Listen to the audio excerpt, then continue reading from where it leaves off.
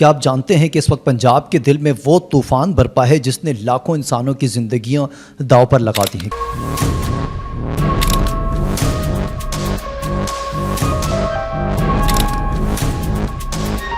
کیا یہ صرف بارشوں کا نتیجہ ہے یا بھارت کی جانب سے پانی چھوڑنے کی حکمت عملی بھی اس تباہی کے پیچھے چھپی ہے؟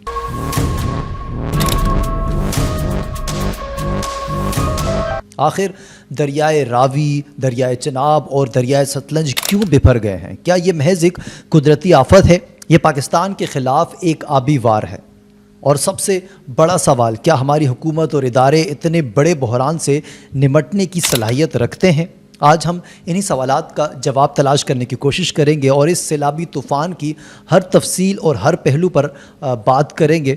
السلام علیکم، آپ دیکھ رہے ہیں حق پاکستان نیوز، میں ہوں کاشف رضا۔ ناظرین، خبر یہ ہے کہ بھارت نے اچانک پانی چھوڑ دیا ہے، جس کے نتیجے میں دریائے راوی، دریائے چناب اور ستلج میں غیر معمولی اضافہ دیکھنے کو ملا ہے۔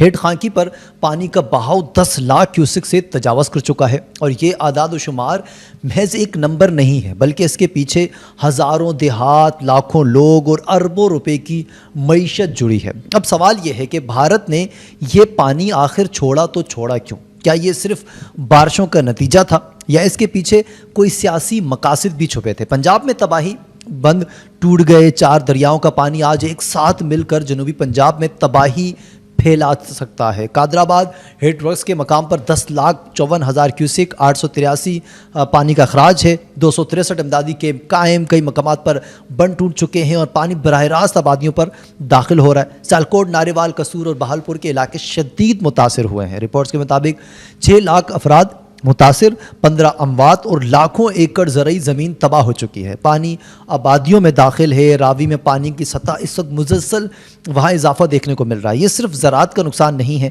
بلکہ پاکستان کی فوڈ سیکیورٹی پر براہ راست حملہ بھی ہے۔ یہاں سوال یہ اٹھتا ہے ناظرین کہ اگر بند پہلے سے ہی مضبوط کیے جاتے، اگر منصوبہ بندی ہوتی، اگر یہ نقصان کا پیمانہ پہلے سے حکمراں طے کر لیتے تو یہ صورتحال کا سامنا نہ کرنا پڑتا۔ دریائے راوی میں شاہدرہ کے مقام پر پانی کی سطح 1,83,000 کیوسک سے تجاوز کر چکی ہے، جبکہ امکان یہ ہے کہ یہ ریلا 2 لاکھ کیوسک تک جا سکتا ہے۔ یاد رہے کہ راوی کی گنجائش 2,50,000 کیوسک ہے، یعنی صرف چند ہزار کیوسک کا فرق ہے، اور اگر یہ حد عبور ہو جاتی ہے تو لاہور اور قریبی علاقے شدید متاثر ہو سکتے ہیں۔ یہ وہ مقام ہے جہاں انتظامیہ کے ہر فیصلے کی اہمیت دگنی ہو جاتی ہے۔ دریائے چناب میں کوٹ نومن کے حدود میں 6 لاکھ کیوسک کا ریلا داخل ہو چکا ہے، اور خدشہ ہے کہ یہ ریلا 10 لاکھ کیوسک تک پہنچ سکتا ہے، اور اگر ایسا چلتا رہا تو وہ بہت سے شہروں کو بہا لے جائے گا۔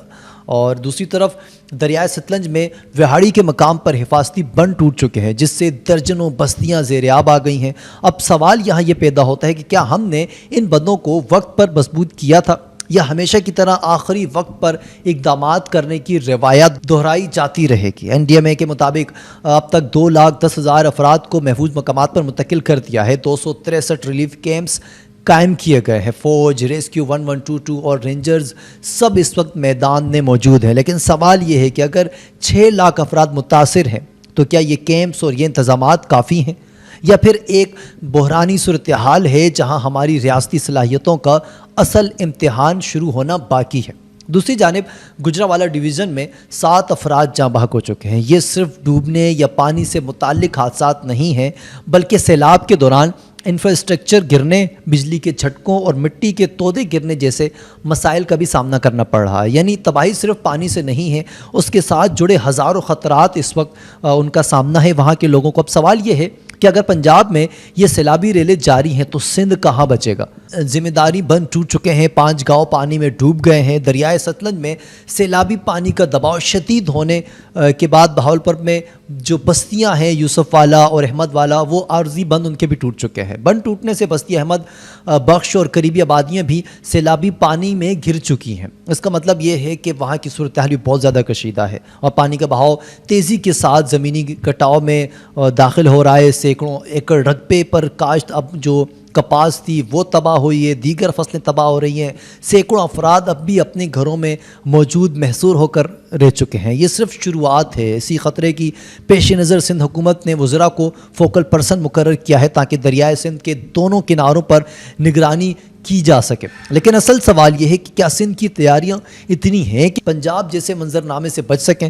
وزیر اعظم شہباز شریف اور وزیر اعلیٰ پنجاب مریم نواز متاثرہ علاقوں کے دورے پر پہنچے ہوئے ہیں. ہیلی کاپٹر سے فضائی جائزہ لیا گیا، بریفنگ دی گئی اور ہدایات جاری کی گئی ہیں. وزیر اعظم میاں شہباز شریف صاحب پنجاب میں سیلاب سے ہونے والے نقصانات کا جائزہ لینے لاہور پہنچ چکے ہیں. صوبہ پنجاب کے دارالحکومت لاہور میں شاہدرہ کے مقام پر پانی کے بہاؤ میں مسلسل اضافہ ہوا ہے اور اس وقت 1,80,000 کیوسک کا ریلا وہاں سے گزر رہا ہے. ادھر وزیر اعلیٰ پنجاب مریم نواز صاحبہ دریائے راوی پر سیلاب کی صورتحال کا جائزہ لینے پہنچ چکی ہے. مریم نواز نے سیلابی صورتحال کا جائزہ لیا اور وزیر اعلیٰ مریم نواز نے کشتی میں سوار ہو کر شاہدرہ کے مقام کا جائزہ لیا. سینئر وزیر مریم اورنگزیب اور وزیر اطلاعات پنجاب عظمیٰ بخاری بھی ان کے ہمراہ. لیکن عوامی سوال یہ ہے کہ کیا یہ صرف دورے اور بیانات کافی ہیں یا ہمیں اب ایک جامع آبی پالیسی کی طرف جانا ہوگا؟ ان کی ضرورت ہے. آنے والے سالوں میں بھی یہ سیلاب آ سکتے ہیں تو اس کا مستقل حل ہمیں تلاش کرنا ہوگا. محکمہ موسمیات نے خبر دی ہے کہ مانسون کا نیا اسپیل 29 اگست سے 9 سپتمبر تک جاری رہے گا.